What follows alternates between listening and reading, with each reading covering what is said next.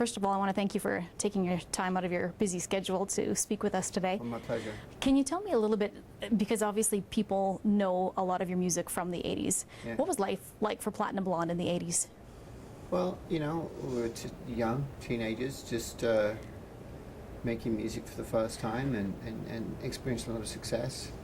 And we were growing and changing, and I think, you know, everything was happening for the first time.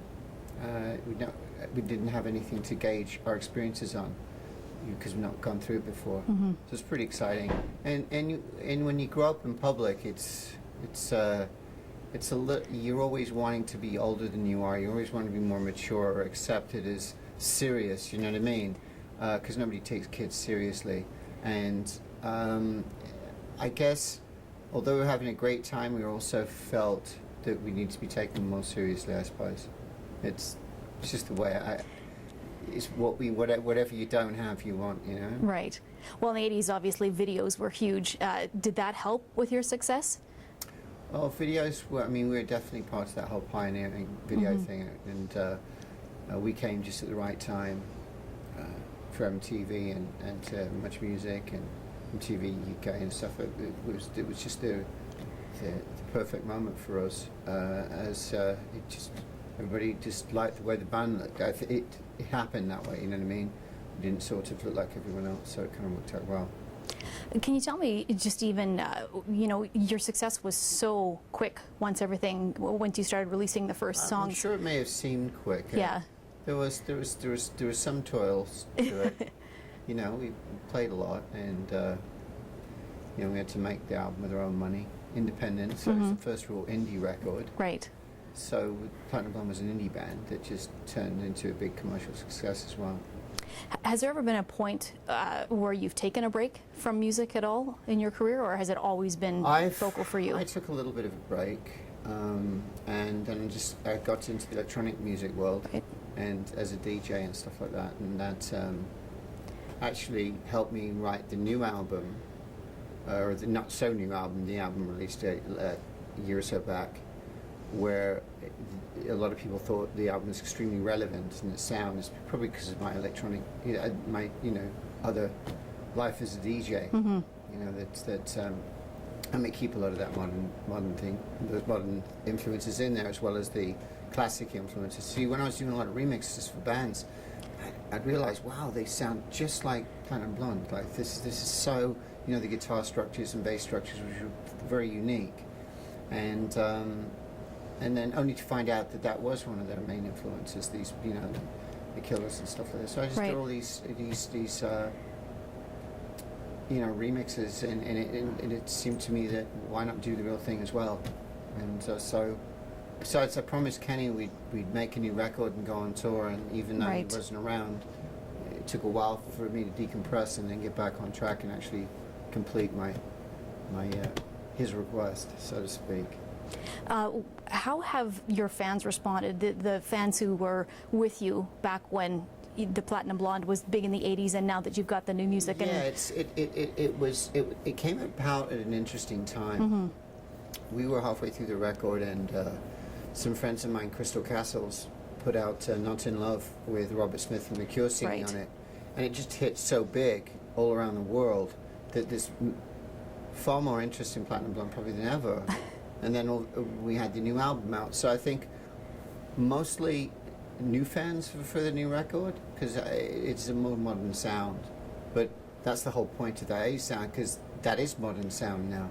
That's what things sound like now. Right. Those sound structures and how they put the music together and orchestrate things. It's very similar to the time. I mean, people always revert here and there, but you know. So it didn't seem old, and it didn't seem like it had gone anywhere. Like it's going places, but it didn't seem like it had left. Right. So if that makes any sense. Right. So at concerts now, you must be seeing then a mix. I mean, first of all, having Robert Smith and Crystal Castles, that's quite the combination. Yeah. You know, when they did their version of Not in Love, that must have, like as you said, attracted a whole new attention to the band. Facebook and Twitter and all that. Yeah, and then people. Luckily, Platinum Blonde has always managed to maintain a cult status, especially with teenage fans and like people are into music. We've always been that cult sort of band. Never really became the overly commercial. Never really became the band that just plays all the time. And we only play a few shows here and there, and maybe take a year off or so, and then work on music and do things like that. Right. So we were. One maintains a cult status that way if you're always not in the public eye until you choose to be. Right. How difficult was it after the loss of Kenny for you guys to decide what you were going to do with the future of the band? We'd already decided before this had happened, and so we weren't really going to change our trajectory. However, it took us a while to pull the trigger because we had to deal with the loss, and it was very painful. Is there a lot of Kenny's influence in the new material that you have? I don't know. Kenny has his own style of writing songs, as I do. Right. Strangely enough, Kenny and I never really wrote a lot of songs together. He'd maybe get one on the record or two on a record and stuff. He's a great songwriter. Yeah. His solo stuff is great. I highly recommend it. But it's strange that we never really. But I think we were going to remedy that with this record, but unfortunately that wasn't the case. Right. And we ended up. He wasn't around to write the record with us. So tell me now, you're doing your 30th anniversary tour. It seems so hard to believe that it was 30 years that you guys have been performing and doing this. Does it seem like it's been 30 years to you? No, of course not. Days keep moving quicker. Months keep moving quicker. Keep getting closer and closer to the. I guess I can't be doing this anymore. But it's still quite a long way off, I hope. Yeah. Sorry, is this a thing now then that you're basically doing just because it's something you want to keep doing to maintain and be in the industry? You don't really have to have answer to people and keep following and working and touring all the time. You can kind of set your own schedule with this. Yeah, we've always been able to do that. I'm just I feel privileged to be able to make a living out of what I love and making music. I mean, I don't have to work some other job to do this. I can make music, and the fans have afforded me that luxury, and I'll always do things for them. So, yeah, maybe we choose our own time schedule, but we're always available because we feel very, very lucky that somebody even cares what we do. I'm over the moon about that. Well, now tonight you're playing in a city population of 32,000, and people are so excited to see your show tonight. Why do you choose to come to some of the smaller venues? Is it because, as you said, of the fans? Yeah. Well, if you look at it, I mean, they seem like a smaller town, but there's 10, 20, 30, in some cases 40,000 people jamming in to see you. To me, that makes so much more sense. You know what I mean? You get a wide range of people, and the best part about it is that your new fans aren't priced out of the market. I mean, we played some places where standing room only was $102, and then $200-300 to get up closer and stuff. We were very upset when that first happened, and then we said we're not going to be doing that anymore because all the newer fans you can't afford that kind of price, and we want to be seen by everyone. We've still got a lot to do and a lot of music to make, and we still have something to say. So we want to make sure that everyone who cares about what we say is there and can't sit at home because they just are like, man, they're asking way too much for tickets. And I think it's the band. They think it's the band. It's not. So can you tell me about your show this evening? I'm assuming mix of old and new? Yeah, of course, yeah. We're going to concentrate mostly on the first record, and we're going to talk and tell people about little things about when we're making the record. Right. We're going to talk about what we're feeling at the time, why we wrote songs like this. I mean, Platinum Blonde didn't write love songs. Right. They were kind of politically influence music and you know, dealing with the mind and what the mind went through. And we're far more into that. I suppose I came from the John Lennon school of writing music. I always like to paint a picture and let everyone else try to figure out what the song's about, and if you know what I mean, because that way it seems to be more special to more people, Right. because they've got their own version of what it means, and why should I tell you different, you know?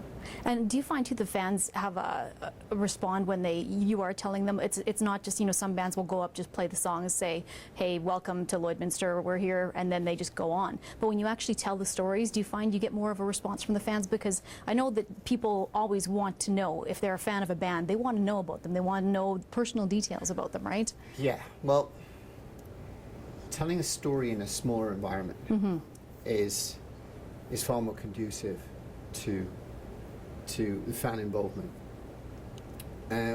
Our shows are so much bigger and have, you know, thousands of people. So it's a mixture of condensing the stories so you still can entertaining a really, really large crowd.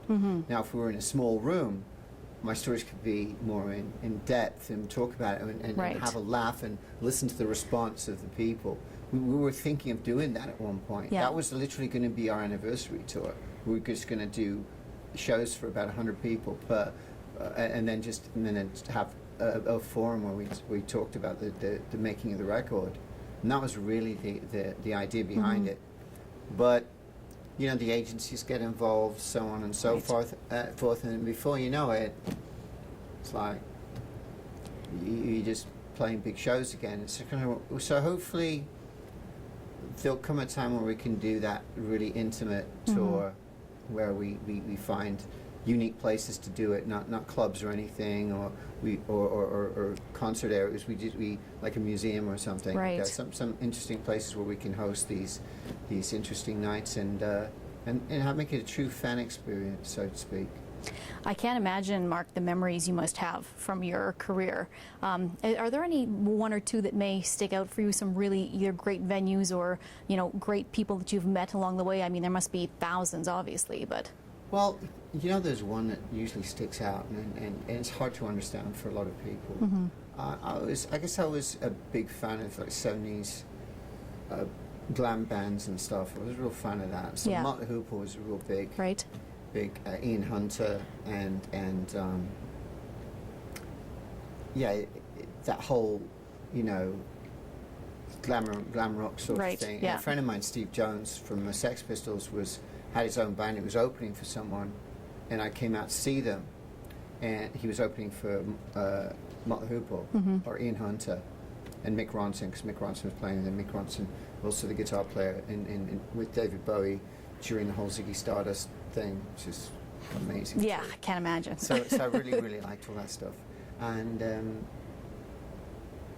anyway, I feel this tick on my shoulder when I was watching my friend Steve play, and it was Ian Hunter. And he says, "Hey, you know, how you doing? You know, I'm a fan of the band." And he said, he says, "I really like Crying Over You. I thought that really had a big kicking hit to him." I thought, for sure, Steve Jones, the prankster that he is, has put him up to this. And I says, "Yeah." I says, "Steve put you up to this, didn't he?" And he says, "No." And he knew the song. He knew the words. That was one of the biggest compliments I've ever had from someone I just idolized growing up. I mean, that was unbelievable. It's like, and it always sticks out in my head. Right. I mean, we've done some crazy, amazing things. We've arrived at airports that look like Beatles arriving at you know, in New York to go to play on the Ed Sullivan Show. Yeah. And whisked into limousines and had helicopters following us around and riots downtown and 30, 40 people writing, going to hospitals, and thousands and thousands of people showing up to shit. Like, it was insane. And we had, at one time, I think we played somewhere out west, and the whole entire main street was destroyed as a result of some kind of ticket disputes outside Right. front of the arena. I mean, we've done amazing, been through some crazy times, but it's a little thing like that wow. And you know what else? One of my, and it's so recent too, is I did the remix for the Not in Love's track, and so it gets sent the stems, and the stems, what they are is the individual tracks, and you know, with the vocal by itself, keyboards, this and that, for to do a remix, because that's what I do as well. I do a lot of electronic remixes. So I did the official remix of that song, and then all of a sudden I put after messing with the beats and changing arrangements and throwing some new things in to make it ready for the dance floor, it was time to put up the vocals, and then all of a sudden it hit me. My God, that's Robert Smith singing a song I wrote when I was a teenager, and I was absolutely enamored with The Cure. And I've still got goose pimples just thinking about it now. Oh my God, he's singing my song. And that was only a couple of years ago, so you just never know when people say, oh, those were the good days, but the good days can be always. Because there's always good days, there's always shit days, there's always bad days. It's going to be. I mean, I suffer with depression like anybody else does. I'm an artist, so I'm going to suffer with it more. You know, you've got a headache, I've got a tumour. You know, it's just going to work out that way. So, you know, I go through some rough times. Right. And there's always going to be, this has to be something somewhere that's always going to be, wow, that was a good time. Those are the days of our lives, because sometimes you worry, wow, are these the days of our lives? Am I taking enough stock in this moment? Am I drinking in this moment? And I think having success the second time around makes you drink in a lot of moments. Do you ever find it hard to believe that you're talking about all these events where you're showing up, you're getting whisked away in limos, that these people are there to see you? Like, does it sink in all the time? Or, you know, how do you stay humble in a situation like that? And you're going to find this hard to believe, but so many times, you know, especially the first time when we did something really big that got out of hand. We did an outdoor show in Toronto, and there's about 40,000 people showing up, and we thought they was to see someone else. We were the only band on. We thought, oh my God, they think we're someone else. I'm sure they think we're someone else. And then we went on, and it was absolute madness, mayhem. But we didn't, the city didn't expect it, no one expected it. All of a sudden, out of nowhere, this massive insanity happens, you know. And so we've always been humble. We've literally, to this day, don't think anybody's ever going to show up and see us. Not really. I mean, we know we strike a chord with some people, and some people, our fans have never ever put us down. Maybe even in the late 90s or something, they might have put us down just for a little while, but they picked us up again. I mean, they really have. But it still never translates into confidence that people are actually going to come and see us, because you'll always have those dreams. Something's going wrong and nobody's there, or something. Right. And then you see those comedy films that are like cringe comedy films where that similar thing happens. And right. I can't even watch that. I literally have to turn the station. I can't stand it. I'm just so nervous about, you know, no one showing up. I just have to go back one moment here to the 80s and when we were talking about the videos. Yeah. What was it like shooting those videos in the 80s? Because the 80s was mostly about excess, you know, and you watch them now and you've got, you know, the models and you've got the boats and, you know, what was that like? I can't even imagine. With the boats and boats now, that's what it was back then too. Right. Duran Duran started the whole thing. Right. It was an interesting thing. One, look older than you are, look more adult than you are. Two, look very, very successful. And three, hence you become those two things. Right. And it really does happen. It was very exciting to make a video back then, because one, you didn't know what to expect, and the whole process of making a film was really cool. A small film was really great. I really enjoyed it. And you soldier on, and the director's there and helping you through it. I did movies after that because I really enjoyed making films. And then I had to get up way too early in the morning, and that sort of blew my whole movie career. Because I said, this is way too early. It's not good. It's like winter out here. No, I can't. Doesn't work so well. I just can't do that. Well, it's funny because I can still visualize in my mind, you know, the clothes you guys were wearing in the videos and the actions. Was there somebody there who was kind of sculpting all that image for you, or was this a conscious decision by you guys? We wanted to wear this, we wanted to look like this. This is the image we needed to have. Yeah, at this time, like maybe the Crying Over You videos and stuff. Yeah. The second album and third album, we've already had clothing designers and people dressing us and stuff like that. But we had an involvement in it. The first album, I did everything. I cut everybody's hair because I used to be a hairdresser. So I cut everybody's hair. Everybody's wearing my clothes. Serge has never bought his own clothes. Still to this day, he still wears all my clothes. I'm serious. And but with him, it's one of those sort of habits, or like an athlete who's very superstitious, who has to have the same socks on, or put it on the equipment the same way, or if they put their football boots and shin pads on the same way before they go out and kick the ball around. You know what I mean? Serge is always convinced me that it's really important that he wears something of mine for every show, and I'm falling for it. I fell for it. I do all the shopping, and he gets to enjoy his golf game. So where do we go from here with Platinum Blonde? More new music? Can we expect more new music? I think we'll never be one of those bands who's just going to tour and tip our hat to the past and be one of those bands. We're always wanting to make music. I mean, we're going to tour because we have a reason to. You know, when we release the next album next year, we're going to tour that because we have a reason to tour it. You know, and do some publicity behind it, and hopefully get more people into and play to more people and new people. I mean, because we've been away so long, we're bound to get a lot of newer people coming out. Right. And you always tell the front rows are, you know, teens and up, and the classic fans are at the back, and the sides are on, and the stands and stuff. So, but they're all there.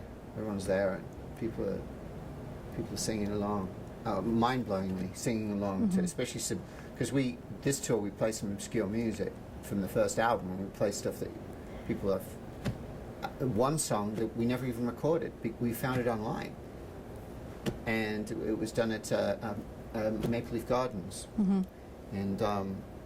We thought, well, we should do that song, and the reason being for that is our first record was a 6-track Attack, that it was called. Right. So it was an EP, which is 6 songs, and we were already playing Maple Leaf Gardens with 6 songs. You needed more songs, so we feverishly tried to write more things, but I never really got around to writing the lyrics, so I'd sing different lyrics almost every night. So you were just making it up as you go along. And sometimes I'd sing in Swahili. Now that is a dream that you have, going, am I going to make it through this? But we really did it. Now that takes big brass ones, okay? To literally, not only that, is remember I told you about that big show we did in Toronto?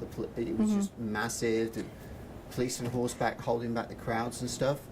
Well, that went live to air on the local radio station, and I was making up words as I went along, okay? We only had 6 songs, and so we just went through with other tracks. There's that whole entire live show is around somewhere. I've got to get it because I think that'd be a really great thing for the fans to see. And that's the Not in Love video we did. You'll see the craziness outside. It was sort of like a live video of the song, and it gives you an idea of just how nuts things were for us at the time. But yeah, therein lies what we're all about. Well, and I can't imagine the number of media interviews you and the rest of the band must have done over the years. Why is it that you still are gracious enough to even speak to, you know, in the smaller venues and places like us, for example, you know, that you still are willing to tell your story and talk about questions you've probably been asked, you know, thousands and thousands of times? Because if you were asking me, it's because people want to know here. What is the difference between people here or or in New York City or LA or something. A different lifestyle maybe. Mm-hmm. But they still live here. They still are interested and are caring enough to know what we're up to. We're flattered. We're flattered no matter where. I mean, all our shows same played the same way, same respect for the crowd, and we're just honestly, I'm very serious. We're just flattered that people show up. We really are. I mean, we make music. I mean, the chances of people liking it, we don't know. And that people like it and show up and sing along, it just blows our minds, you know? Especially when it's the new stuff and people are singing along. Mm-hmm. I remember when we released the first record, first new single, Beautiful, and the video went up, Mm-hmm. and things just took off for us all over again. And I almost cried. I was so happy that we get a chance to make music, and new music, and actually have it played on the radio, hit radio, and not just like the classic radio, you know. So it was something else. So one last question, then we'll let you go. Of all your time being involved with Platinum Blonde, can you pick one favorite venue that you've played at where the response was amazing, everything just felt right, and it was, you know, your favorite show that you've ever done? Can you do that, or is it like picking a favorite child? The first thing that comes to mind is the Lamport Stadium in, or not stadium, something. It was in Montreal. It was their. It was their football stadium of some kind, you know, not football, but like American version, the strange football, not round one, not proper one. And I think Elton John was there the day before, and then Eurythmics were there, and we were headlining one of the nights, and it was spectacular, and we had an after party, and Run DMC were there. And they came to the after party, and we had an after party after that in the big room they had and they're doing a personal show for us and all our friends. That was classic. Trudeau was at our party, and I think Corey Hart came out. You know, Corey Hart was nice enough to drive me to the airport the next day. It was sweet. I think he missed the show, but as a nice gesture, decided Right. to drive me to the airport, which was really nice. And yeah, that was just an epic show, and that was really our last show. Mm-hmm. We didn't know it at the time, but it was to be our last show, and it was it was our last show for a while. Right. And then, you know, 20 some odd years later, new record, new shows, and there's the big crowd again. Just playing in front of this massive crowd, how is this possible? We thought for certain, and it was really weird. It's like no time had passed. It was really interesting. I mean, so many things have changed in the music industry. You sell a couple of thousand records now, and you're making your top seller list Yeah. on Amazon, you know, and because you know people just download for free, but it forces bands to get off their behind and get out there and play. You know, it's the only real way to do it. I mean, we sell a lot of hard copies of our record for some reason. Our fans seem to like the hard copies.